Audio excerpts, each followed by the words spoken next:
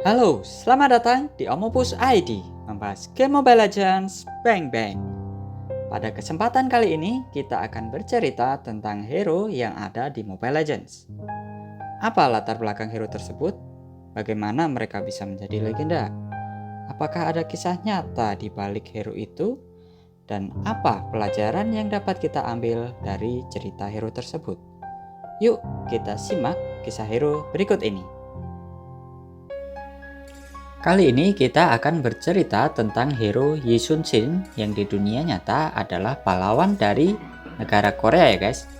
Cerita ini akan kita bagi menjadi dua bagian, yaitu cerita di game Mobile Legends dan cerita di dunia nyata. Kita ke bagian pertama ya guys, cerita di game Mobile Legends.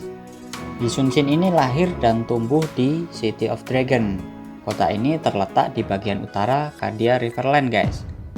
Kalian bisa lihat di peta Kadia Riverland ini ya guys, supaya ada gambaran lokasinya. Nah, konon katanya kota ini adalah satu-satunya rute yang diizinkan untuk semua kapal yang berlayar dari Northern Vale ke Kadia Riverland dan lebih jauh ke selatan. Ya, kalau kita lihat di peta memang rute ini paling singkat dari Northern Vale ke Kadia Riverland dan sebaliknya guys ya. Kalau muter lewat pinggir peta kejauhan guys, dan kalau lewat darat kapalnya nggak bisa lewat. Oke, keunggulan geologis membuat kota ini menjadi makmur dan berkembang pesat guys. Ya, namanya kota yang menjadi jalur perdagangan pasti kaya lah ya. Tetapi kota yang makmur ini tidak pernah mengalami kedamaian guys. Penyebabnya adalah serangan bajak laut.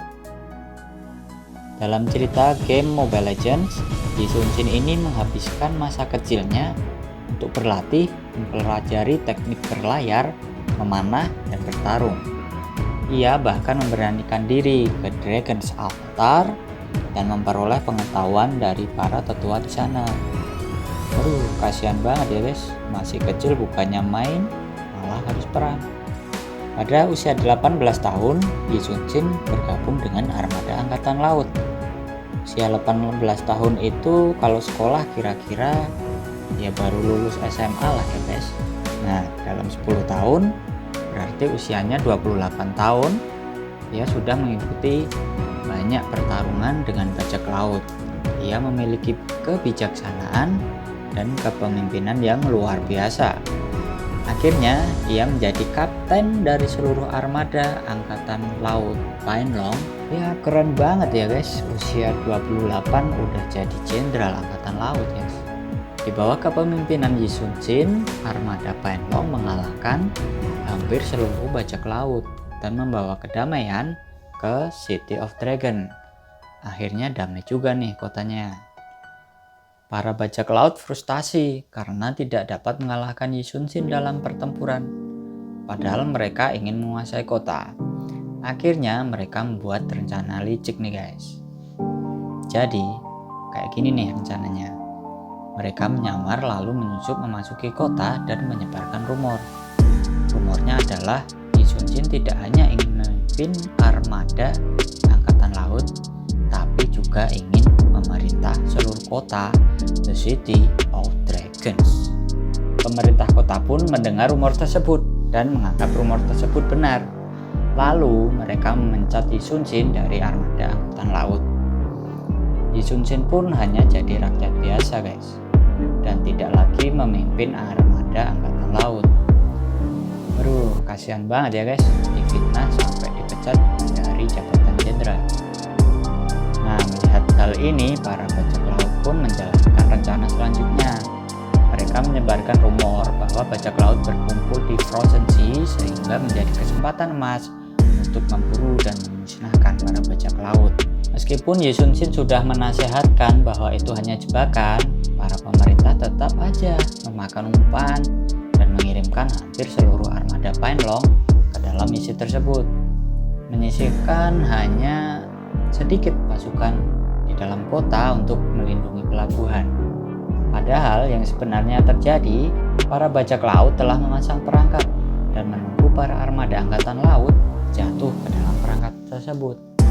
Tanpa pimpinan dari Yi Sun-shin, armada armada angkatan laut bukan tandingan dari para bajak laut. Beberapa pemimpin angkatan laut gugur dan banyak kapal tenggelam. Armada angkatan laut hampir tersapu bersih.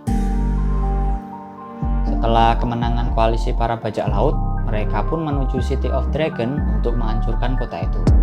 Para penduduk ketakutan, lari, bahkan rela jika harus menyerahkan harta pada para bajak laut. Kondisi kota menjadi chaos, guys. Pada momen inilah Yi Sun-shin bangkit untuk rakyatnya, memberikan motivasi, memulihkan harapan dan moral para penduduk yang hampir menyerah dan putus asa. Ia menggerakkan rakyat dan mempersenjatai mereka, hingga akhirnya terbentuklah armada yang terdiri dari sedikit kapal dan beberapa perahu nelayan. Saat koalisi bajak laut sampai di dekat pelabuhan, Yi Sun-shin memimpin armada ini untuk melawan mereka. Ia tahu bahwa ia mungkin harus mengorbankan diri untuk sesuatu yang lebih baik. Yi Sun-shin memerintahkan kapalnya untuk maju dan membuka jalan. Meskipun dihujani serangan dari kapal bajak laut, di bawah komando Yi Sun-shin, para pemberani dari armada Painlong tetap maju, dan ajaibnya mereka memenangkan pertandingan meskipun sangat kalah jumlah dari para bajak laut. Koalisi para bajak laut berjumlah 150-an kapal dikalahkan hanya oleh 12 kapal dan beberapa perahu nelayan, guys. Wah, luar biasa banget ya, guys, bisa menang. Tapi apa iya hal ini beneran ada di kisah nyata? Jangan di skip dulu ceritanya, guys. Nanti kita bahas juga cerita yang di dunia nyata. Sabar ya. Para bajak laut pun dihancurkan dalam pertempuran itu dan tidak mampu merebut dan menguasai kota. Yi Sun-shin pun mulai membangun kembali armada Painlong dan menjaga The City of Dragon. Kita lanjut ke bagian kedua, yaitu cerita di dunia nyata. Informasi ini aku ambil dari Wikipedia ya, guys, bukan ngarang. Yi Sun-shin itu merupakan tokoh nyata, guys. Beliau adalah pahlawan di negara Korea. Yi Sun-shin lahir tanggal 28 April 1545 dan meninggal 16 Desember 1598 pada umur 53 tahun. Ia adalah tokoh yang berjasa dalam menumpas serbuan pasukan Jepang yang menginvasi dalam Perang 7 tahun pada masa dinasti Joseon di Korea. Salah satu kontribusinya yang terbesar dalam bidang militer Korea adalah penggunaan kapal berlapis besi pertama di dunia yang berbentuk kura-kura yang dinamakan Gobukseon. Mungkin ini ya alasan di game Mobile Legends jika kita pakai Yi Sun-shin, bentuk base kita akan berubah menjadi kapal kura-kura, guys. Sampai sekarang Yi dianggap sebagai seorang pahlawan bangsa Korea yang terbesar dikarenakan kesetiaan, taktik, dan kegigihannya dalam berperang. Yi Sun-shin wafat dalam usia 53 tahun pada tahun 1598, tepat setelah kemenangannya dalam akhir perang 7 tahun. Menurut info yang aku baca, dalam peperangan terakhir itu beliau terkena tembakan musuh dan sekarat, guys.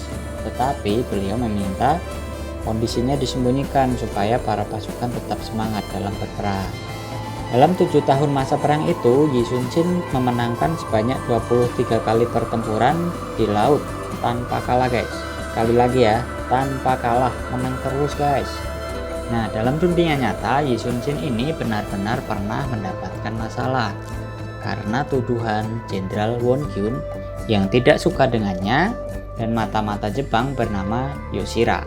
Won-gyun adalah orang yang selalu iri karena Yi Sun-shin selalu memiliki kedudukan lebih tinggi darinya. Won-gyun ini sering dengan sengaja mengabaikan perintah, membuat laporan palsu, dan menjelek-jelekkan Yi Sun-shin. Sedangkan Yoshira sebenarnya adalah mata-mata Jepang yang menyusup dan berpura-pura menjadi mata-mata untuk Korea. Singkat cerita, Yoshira melaporkan bahwa kedatangan Jenderal Kato Kiyomasa dari Jepang sudah tidak lama lagi. Ia meminta kepada raja agar Yi Sun-shin yang menjabat sebagai Tongyesa yang menghadapi armada Jepang itu. Untuk informasi, Tongjesa adalah jabatan tertinggi dalam Angkatan Laut Joseon. Jadi semacam panglima Angkatan Laut gitu guys ya. Saat raja memerintahkan Yi Sun-shin untuk berperang, ia menolak perintah raja karena mengetahui bahwa lokasi di mana ia diperintahkan untuk berperang sangat berbahaya karena dipenuhi karang dan kemungkinan besar akan mengalami kekalahan. Saat perintahnya ditolak, raja marah besar dan menganggap Laksamana Yi congkak. Yi kemudian dipenjara di ibu kota dan mendapat siksaan. Raja menginginkan dihukum mati. Tetapi pendukung Yi di istana memohon untuk membebaskannya dengan alasan pada masa lalu jasanya sangat besar bagi negara. Lolos dari hukuman mati, Yi dicopot dari jabatan Tongjesa menjadi prajurit bawahan. Akhirnya Won-gyun naik pangkat menjadi Tongjesa, tetapi ia tidak cakap mengendalikan masalah-masalah bahari dan bersikap acuh terhadap pekerjaan mengelola angkatan laut. Sementara itu Yoshira masih terus mempengaruhi untuk mengirim pasukan menghadapi armada Jepang yang ia kabarkan sudah tiba di Korea. Setelah perintah diberikan, Won-gyun mulai mengerahkan kapal perang. Hasilnya sangat buruk karena ia tidak bisa mengendalikan jalannya kapal sehingga armada Jepang menang. Karena panik, Won-gyun melarikan diri ke darat dan sampai di sana ia dibunuh oleh pasukan Jepang yang telah menunggunya. Kekalahan ini adalah kehancuran armada laut satu-satunya dalam pertempuran laut perang 7 tahun. Dari 134 kapal perang yang dikerahkan, hanya 12 yang selamat di bawah kendali Komandan Baisul. Jadi mirip dengan cerita di game ya guys, sisa 12 kapal saja. Jangan di skip dulu ya guys, masih pengen tahu kan cara Yi Sun-shin memenangkan pertempuran dengan kondisi kalah jumlah? Yuk kita lanjut guys. Mendengar kekalahan Won-gyun, raja menyesali keputusannya dan kembali mengangkat Yi Sun-shin menjadi Tongjesa. Walau telah mengalami perlakuan buruk, Yi Sun-shin tetap menerima penugasan itu dengan siap.